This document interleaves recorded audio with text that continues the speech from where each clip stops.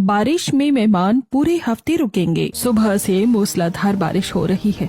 हम तो यहाँ पर बारिश में फंस कर रह गए। मैं भी यही सोच रही हूँ मम्मी जी कि हम यहाँ अच्छा खासा घूमने आए थे और यहाँ आकर सारा मूड खराब हो गया। मम्मी मुझे बाहर जाकर खेलना है। अरे कैसी बातें कर रही हो, बाहर इतनी तेज बारिश आ रही है, हर जगह लैंडस्लाइडिंग हो रही है और तुम्हें बाहर खेलना है। तो आप मुझे अपना फोन दो, मुझे गेम खेलना है। नैना अपना फोन चिंटू को दे देती है। रजत अंदर कमरे में बेड पर बैठा था। मौसम खराब होने की वजह से टिकट भी नहीं मिल रही है, अब क्या करें। पूरा परिवार बहुत ज्यादा परेशान हो रहा था। वहीं दूसरी तरफ नेहा के घर में नेहा की अपनी सास से थोड़ी सी खटपट चल रही थी। मम्मी जी, जब हमारे घर में वॉशिंग मशीन है तो मैं हाथ से कपड़े क्यों धोऊंगी? अरे तो ये साड़ी बहुत ज्यादा सॉफ्ट है और काफी महंगी भी है। इसके साथ सारे महंगे कपड़े हैं, अगर इन्हें वॉशिंग मशीन में धोएगी तो खराब हो जाएंगे ना। तो हमारी वॉशिंग मशीन भी नई टेक्नोलॉजी की है, उसमें अगर हम एकदम डेलिकेट कपड़े भी डालेंगे तो भी खराब नहीं होगा। मुझे ना आती तेरी ये अंग्रेजी समझ में। डेली पट वट क्या कर रही है? अरे मम्मी जी, डेली पट नहीं है, डेलिकेट का मतलब होता है एकदम नाजुक। मुझे नहीं पता, तुझे हाथ से ही कपड़े धोने हैं, बस बात कह दी तो कह दी। इतना कहकर शीला वहां से चली जाती है और नेहा भी मुंह बनाकर छत पर कपड़े धोने के लिए चली जाती है। मम्मी जी को भी मुझे परेशान करने में ज्यादा ही मजा आता है। अगर मैं वॉशिंग मशीन से कपड़े धो देती तो क्या ही घट जाता उनका। चलो कोई बात नहीं, हाथ से ही धो देते हैं, वैसे कपड़े है तो नाजुक और महंगे भी। इस तरह खुद को मनाते हुए नेहा हाथ से कपड़े धो रही थी, तभी उसे बहुत ज्यादा हिचकी आने लगती है। आज मुझे इतनी ज्यादा हिचकी क्यों आ रही है? कौन मुझे इतना ज्यादा याद कर रहा है? वहीं दूसरी तरफ होटल में एक डिलीवरी बॉय बारिश में रेनकोट पहनकर उनके पास डिलीवरी करने आ रहा था। लीजिए आपका ऑर्डर, आपके पूरे 1500 हो गए। डिलीवरी बॉय उन्हें खाना देकर वहां से चला जाता है और उसके बाद सब साथ बैठकर खाना खाते हैं। तभी अचानक से सविता के दिमाग की बत्ती जलती है और आइडिया, क्यों ना हम शीला के घर चले, उसका घर भी तो यहीं पास में है, उससे मिलना जुलना भी हो जाएगा, उससे मिलकर आधा सफर तय हो जाएगा और फिर उनसे पूछ लेंगे कि हम अपने घर वापस कैसे जा सकते हैं। हाँ, तुमने तो बहुत अच्छा आइडिया दिया है। वो यही आसपास रहते हैं और उन्हें यहाँ की ज्यादा समझ है कि जब मौसम खराब होता है तो किस तरीके से ट्रैवल करना चाहिए और किस तरीके से नहीं। हम अभी उनसे बात करते हैं, उनसे मिलना भी हो जाएगा और हमारी मदद भी हो जाएगी। लेकिन मेहमानों के घर जाना है तो बहुत कुछ लेकर जाना होगा, खाली हाथ थोड़ी जा सकते हैं। घर से तो हम तैयारी करके आए नहीं थे, तो यहीं पर हम कल थोड़ी बहुत शॉपिंग कर लेंगे। इस तरह रमेश और सविता के परिवार का प्लान शीला के घर जाने का बन जाता है। सविता शीला को कॉल करती है। और बताइए सब कैसा है वहाँ पर? यहाँ पर भी सब बढ़िया है, आप बताइए सब कैसे हैं? बस हम भी आपके यहाँ पर घूमने आए थे, बच्चों की छुट्टी थी तो सोचा कि चलो घूम आते हैं। अच्छा, फिर तो ये बहुत अच्छी बात है। तो फिर आप सब यहाँ पर भी आइए, जब इतनी दूर आए हैं तो हमसे भी मिलकर जाइए। हमारा घर वहाँ से ज्यादा दूर थोड़ी है। आते जाते लेकिन एक परेशानी है। कैसी परेशानी है? दरअसल यहाँ पर बहुत तेज बारिश हो रही है और हमें नहीं पता कि वहाँ पर कैसे आना है। बारिश में हम फंस गए हैं तो कैसे क्या करें समझ ही नहीं आ रहा।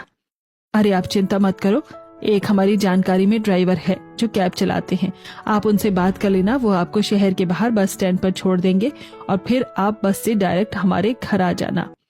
जी ठीक है, शुक्रिया, हम कल शाम तक आ जाएंगे। इस तरह सविता की बात हो जाती है और उसके बाद सविता नैना के साथ जाकर शॉपिंग करती है। दोनों छाता लेकर जाती हैं और काफी मूसलाधार बारिश हो रही थी, जिससे नैना का पैर फिसल जाता है और वो सविता का हाथ पकड़ लेती है और गिरते गिरते बचती है। अरे बेटा ध्यान से, बारिश में तो सारा फर्श फिसलन भरा हो जाता है। सही कहा मम्मी जी आपने, वरना मैं अभी उड़कर चली जाती। एक तो इतनी तेज बारिश है और हवा भी बहुत तेज चल रही है, छाता भी संभालना बहुत मुश्किल हो रहा है।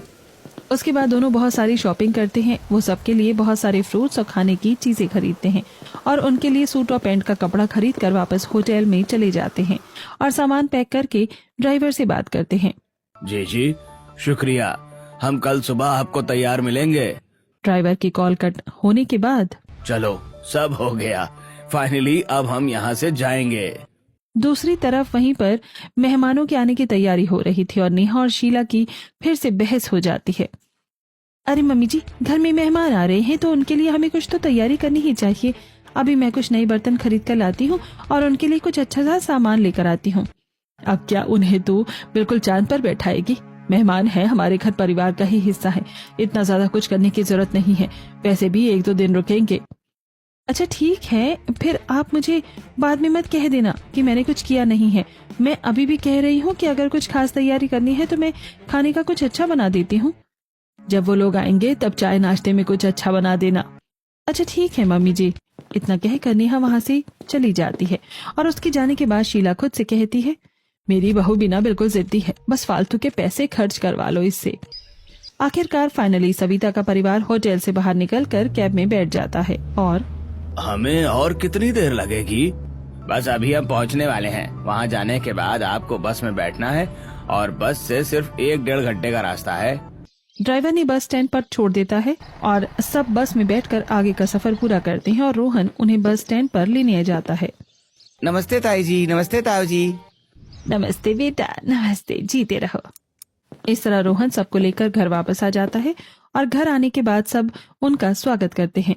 आइए दीदी, बहुत समय बाद आना हुआ है। हाँ, बस सोचा कि इस पर बच्चों की छुट्टी है तो चलते हैं। आपने बहुत अच्छा किया आकर। अरे सोचा कि अच्छा मौका है सबसे मिलने का, सबके साथ कुछ समय बिताएंगे तो अच्छा लगेगा। अरे चिंटू, तुम तो कुछ भूल ही नहीं रहे। मुझे भूल गए क्या? आपको कैसे भूल सकता हूँ बुआ? नेहा रसोई में सबके लिए चाय नाश्ता बना रही थी। सबके लिए गर्मा गर्म आलू और प्याज के पकौड़े बना देती हूँ, अच्छा लगेगा।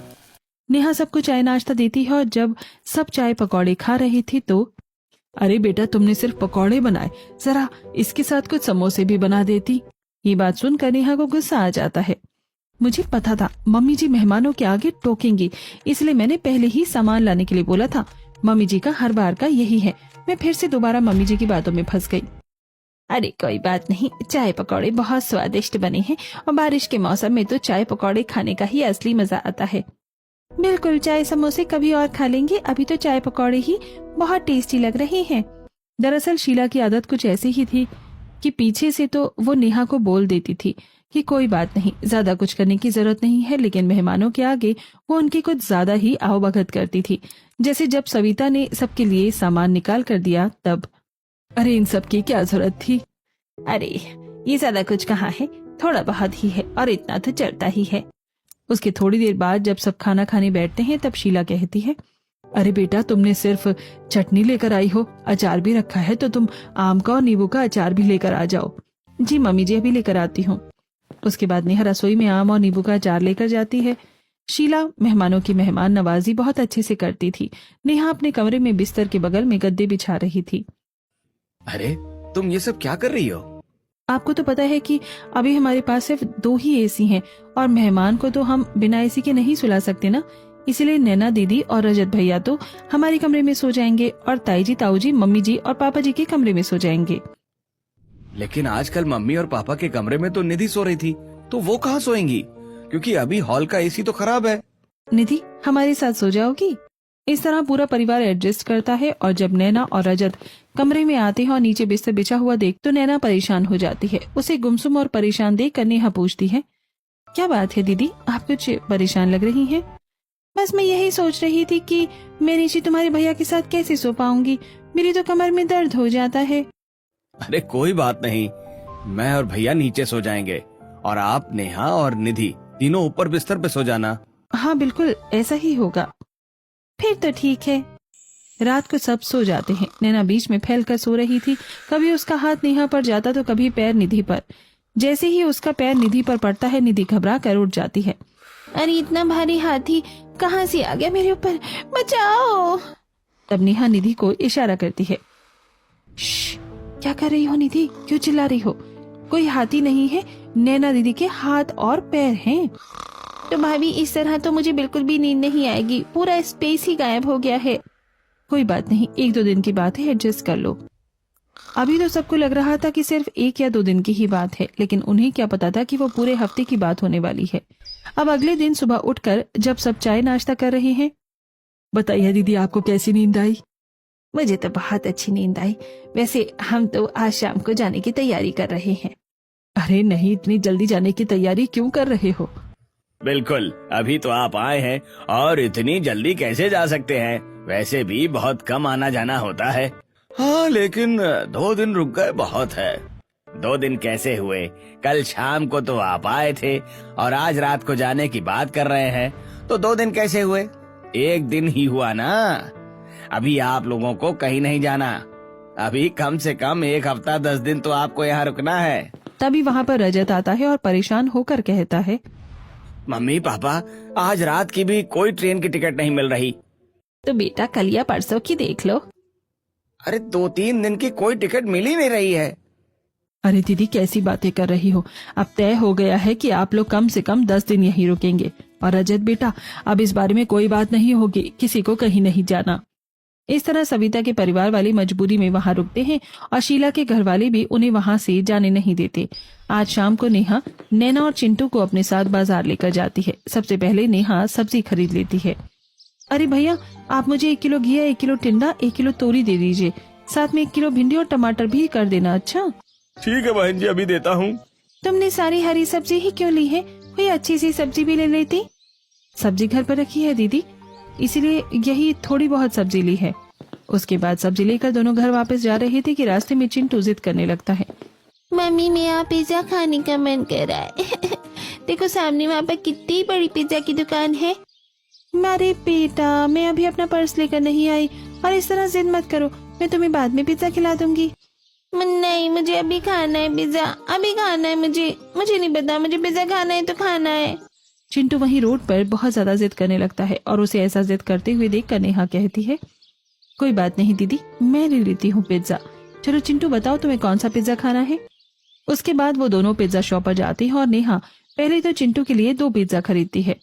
अरे नेहा, एक काम करो, तुम घर में सबके लिए पिज्जा ले लो, मैं घर जाकर तुम्हें पैसे दे दूंगी। कोई बात नहीं दीदी, मैं सबके लिए ले लेती हूँ, आपको पैसे देने की जरूरत नहीं है।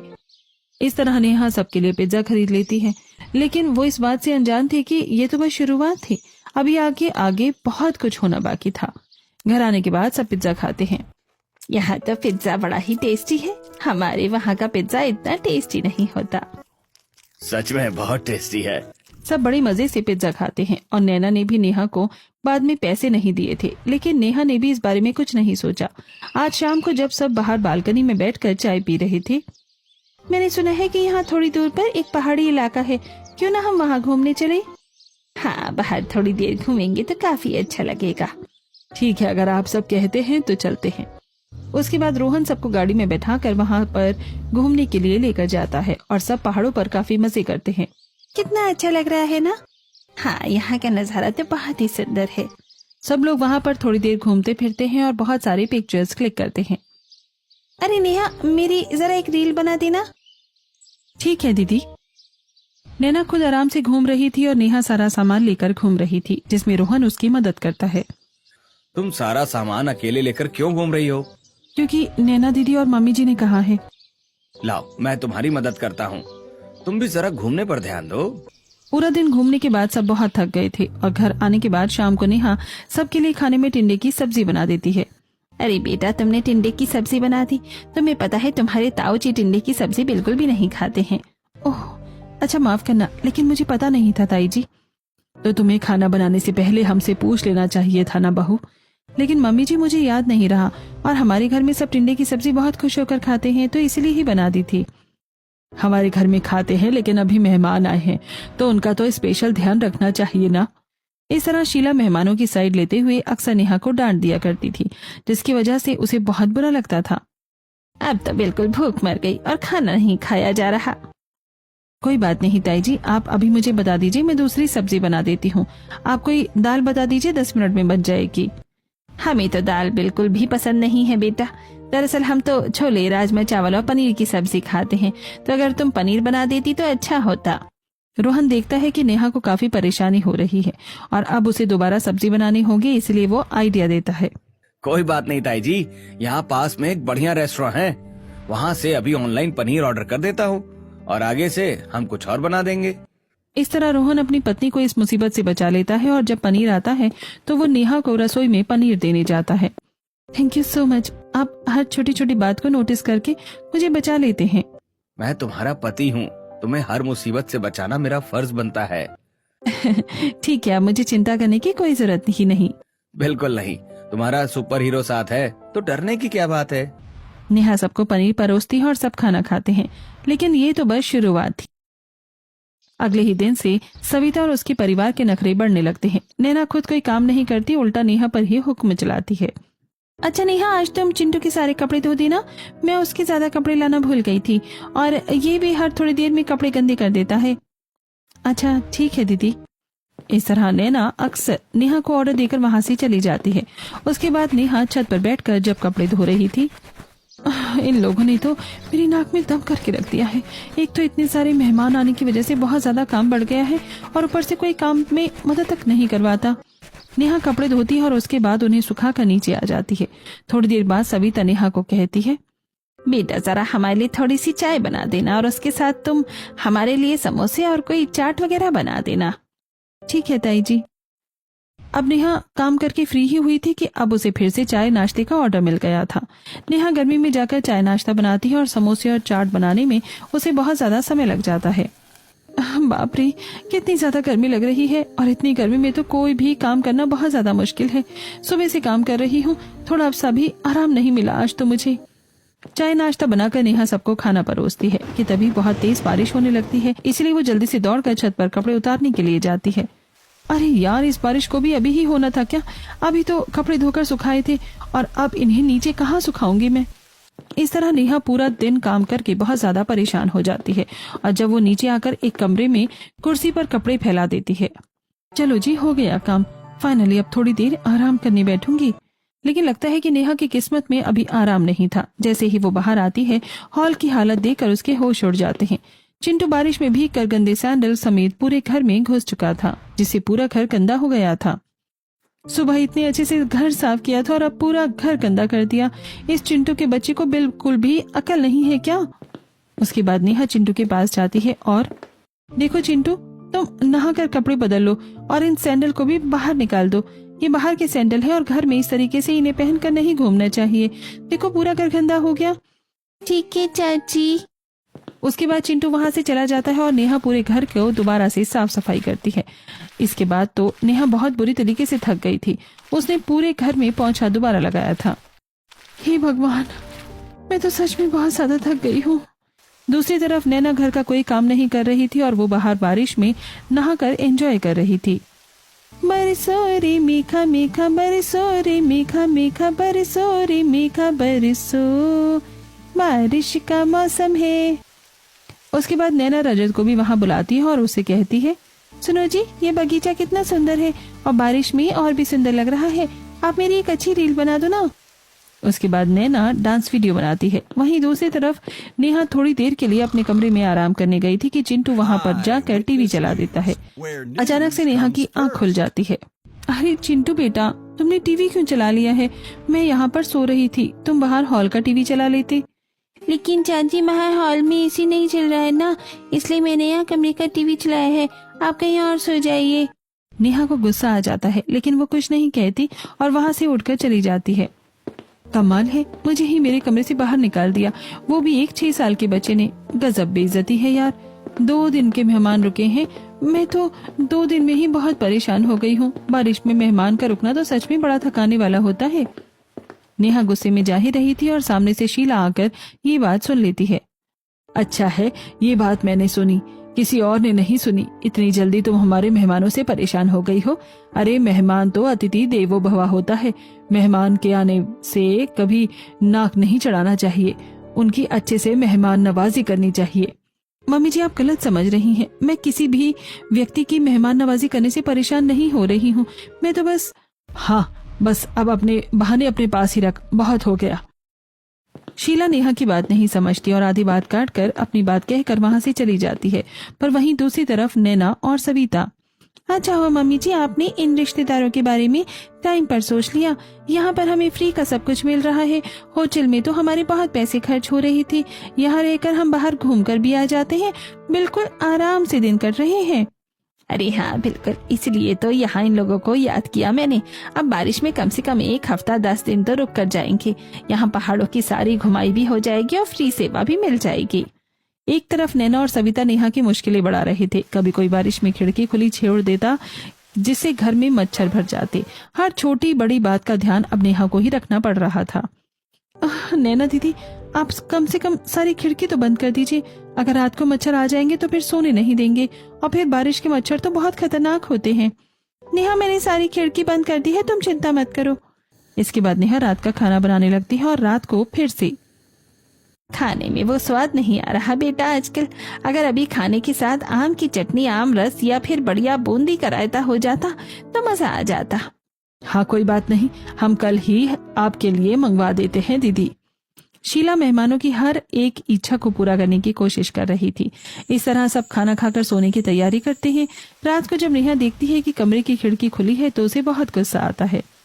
एक खिड़की बंद करने का काम दिया था, वो भी नहीं हुआ। मैंने कहा था कि मच्छर अंदर आ जाएंगे, लेकिन नहीं, कुछ काम थोड़ी करना है इन्हें। अब रात को सब सोते हैं और नैना एसी को बहुत ही ज्यादा हाई टेम्परेचर पर कर देती है। उसने एसी का टेम्परेचर बिल्कुल 20 पर कर दिया था। अरे नैना दीदी, आपके पास रिमोट है, जरा टेम्परेचर को 27 पर कर दो। अरे नेहा, 27 पर भी टेम्परेचर करना होता है क्या भला? उससे तो बहुत ज्यादा गर्मी लगती है और वो बहुत ज्यादा कम हो जाता है। दरअसल मुझे 20 पर बहुत ज्यादा ठंड लग रही है और हम 27 पर इसीलिए करते हैं क्योंकि उसमें एसी का फिर बिल भी कम आता है और फिर कंबल की जरूरत नहीं होती, एक चद्दर से ही काम चल जाता है। अरे कोई बात नहीं, मुझे फिर सोने में बहुत ज्यादा दिक्कत होगी, अभी ऐसे ही रहने दो। अब नेहा करती भी क्या, मेहमानों की मेहमान नवाजी करने की वजह से वो चुप हो जाती है। अगले दिन फिर से नेहा ही घर का सारा काम करती है और नैना कुछ नहीं करती। घर का सारा काम खत्म करके नेहा थोड़ी देर सोफे पर आराम करने बैठती है। तभी वहां पर सविता आ जाती है और कहती है, अरे बेटा, जरा मेरे सिर की चंपी करना, तो मेरे सिर में बहुत ज्यादा दर्द हो रहा है। नेहा सविता के सर की चंपी करती है। ये सब शीला देख रही थी। अरे बेटा, जरा ठीक से करो। नेहा सविता की चंपी बहुत देर तक करती है और उसके हाथों में दर्द भी हो जाता है। अच्छा, अब जरा मेरे पैरों की भी मालिश कर दो। घुटनों में बड़ा दर्द रहता है ना, इसीलिए करवाना पड़ता है। शीला बहन, तुम भी करवा लो जरा अपनी बहू से। नहीं, मैं ऐसे ही ठीक हूँ। अच्छा शीला, तुम्हारे घर में गद्दे बिल्कुल भी अच्छे नहीं हैं, बहुत ही ज्यादा सख्त हैं, उन पर नींद नहीं आती, उन्हें जरा बदलवा लो। हमें तो सख्त नहीं लगते। अरे मैं कह रही हूँ ना, बहुत सख्त हैं। अब नेहा बहुत ज्यादा परेशान हो जाती है। यूं ही दिन गुजर रहे थे। मेहमानों को रहते हुए 4-5 दिन हो गए थे और जिसकी वजह से नेहा की नाक में दम हो चुका था। एक दिन चिंटू फिर से कुछ खाने की जिद करता है। मुझे आइसक्रीम खानी है, साथ में पास्ता भी खाना है। अरे नेहा, जरा रोहन को कहकर आइसक्रीम, पास्ता और साथ में हमारे लिए डोसा भी मंगवा देना। तुम्हें पता है ना कि चिंटू जिद करेगा तो फिर बहुत ज्यादा जिद करने लगता है। मैं तुम्हें इसके बाद में पैसे दे दूंगी। नेहा तो अच्छे से जानती थी कि ये सिर्फ ऐसे ही बोलने वाला डायलॉग है और बाद में तो पैसे मिलने वाले नहीं थे, लेकिन फिर भी नेहा रोहन को कहकर सारा खाने का सामान मंगवा लेती है। इसके साथ पीने के लिए मैंगो शेक हो जाता तो अच्छा होता। हाँ, मैंगो शेक पीने का तो मेरा भी बड़ा मन कर रहा है। कोई बात नहीं, हम अभी मंगवा देते हैं। नेहा बहू, जरा मैंगो शेक मंगवा दो सबके लिए। जी मम्मी जी। इस तरह मेहमानों के नखरे बढ़ते ही जा रहे थे। वहीं दूसरी तरफ जब नेहा कोई भी काम करने में अगर थोड़ी सी भी गलती कर देती, जैसे खाने में थोड़ा नमक ज्यादा हो जाता तो। अरे नेहा बेटा, मैं देख रही हूँ तुम कोई भी काम ठीक से नहीं कर रही हो। तुम्हें खाने में कितना सा नमक डाल दिया है। तुम्हें पता है ना, हमें बीपी की प्रॉब्लम है और फिर भी तुमने ठीक से खाना नहीं बनाया। माफ करना ताई जी, गलती से हो गया, मैं आगे से ध्यान रखूंगी।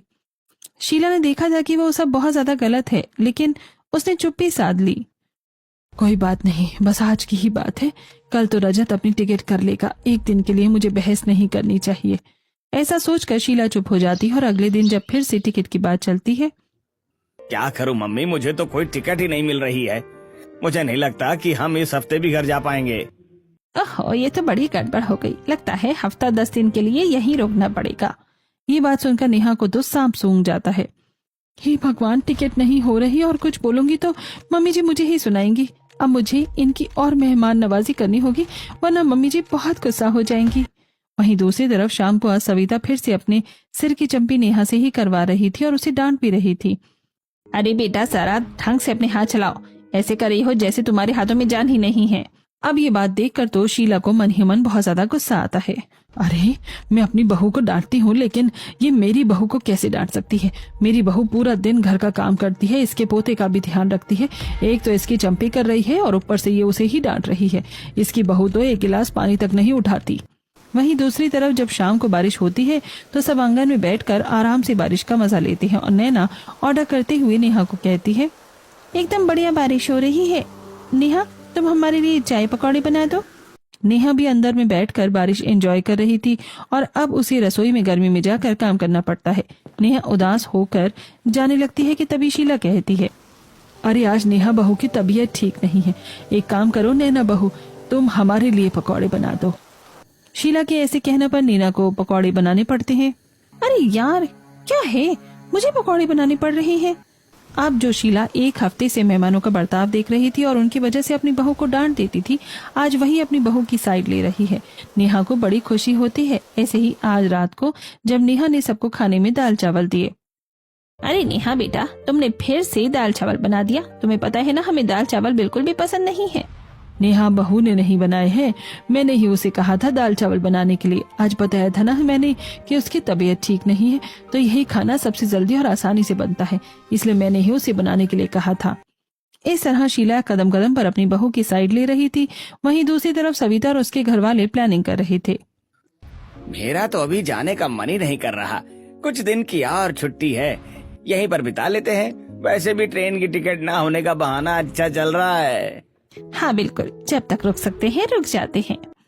हालांकि शीला ने नेहा की साइड लेना तो शुरू कर दिया था, लेकिन जो मेहमानों ने बारिश में एक हफ्ता घर पर कब्जा किया, उसका क्या करना था। अब शीला डायरेक्टली मेहमानों को तो कुछ कह नहीं सकती थी, इसीलिए जब आज फिर से रजत ट्रेन की टिकट न होने का बहाना बनाता है, तब अब क्या करें, फिर से ट्रेन की टिकट हो ही नहीं रही है। हमें तो जरूरी काम भी था वहाँ पर, बारिश की वजह से टिकट हो ही नहीं रही। अरे बेटा कोई बात नहीं, इतनी क्या चिंता करता है। रोहन का एक दोस्त है, वो अभी तुम्हारा टिकट कर देगा। हाँ भैया, अभी आपका टिकट करवा देता हूँ। रोहन किसी को कॉल करता है और अगले ही दिन की सुबह की सबकी टिकट करवा देता है और रजत को व्हाट्सएप करके भेज देता है। हो गई ना भैया, कितनी आसानी से। मेरा दोस्त साइबर कैफे का काम करता है, तो आसानी से सब हो जाता है। अब आपका जरूरी काम जो था वो भी खराब नहीं होगा, क्योंकि अब टाइम पर आपको ट्रेन की टिकट मिल गई ना। हाँ, ये तो बहुत अच्छा था।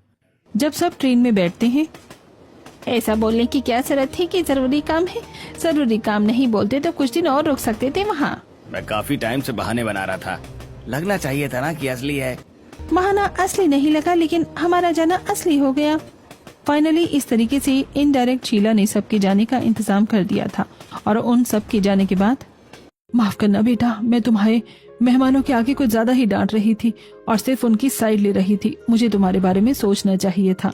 कोई बात नहीं मम्मी जी, आपने आखिर में मेरे बारे में कितना सोचा। आपने मुझे जरा सा भी परेशान नहीं होने दिया, वही बहुत है। आगे से मेहमानों के मेहमान नवाजी उन्हें देखकर ही करेंगे। आखिर उनकी हिम्मत कैसे हुई हमारे घर में आकर तुम्हें डांटने की। एक तो बारिश में पूरा एक हफ्ता रुक कर गए हैं और ऊपर से हमें ही ऑर्डर दे रहे थे। आगे से ऐसे मेहमानों का तो रास्ता ही बंद होना चाहिए। इस तरीके से इनडायरेक्टली तो शीला ने उन्हें भेज दिया था। और कुछ महीनों बाद जब शीला और नेहा बाहर आंगन में बैठकर चाय की चुस्की ले रही थी, तब सविता का कॉल आता है। हेलो शीला, अभी रजत को किसी काम से वहाँ आना है, तो सोचा कि हम भी वहाँ आ जाएं और सबसे मिलना भी हो जाएगा। हाँ दीदी, हमें भी आपसे मिलने का बहुत मन कर रहा था, लेकिन क्या कर सकते हैं, उस समय तो हम घर पर ही नहीं हैं। किसी काम से बाहर जाना है हमें। कोई बात नहीं, हम इस बार आपके घर पर आकर आपसे मिल लेंगे। इतना कहकर शीला कॉल कट कर देती है और नेहा हंसती है। आपने भी कमाल कर दिया मम्मी जी। चाय का कप नेहा के कप के पास लाकर शीला कहती है, तो अच्छा है ना, करो चीयर्स। दोनों सास बहू चाय को चीयर्स करके पीती हैं और बारिश का इस बार शांति और सुकून से मजा लेती हैं।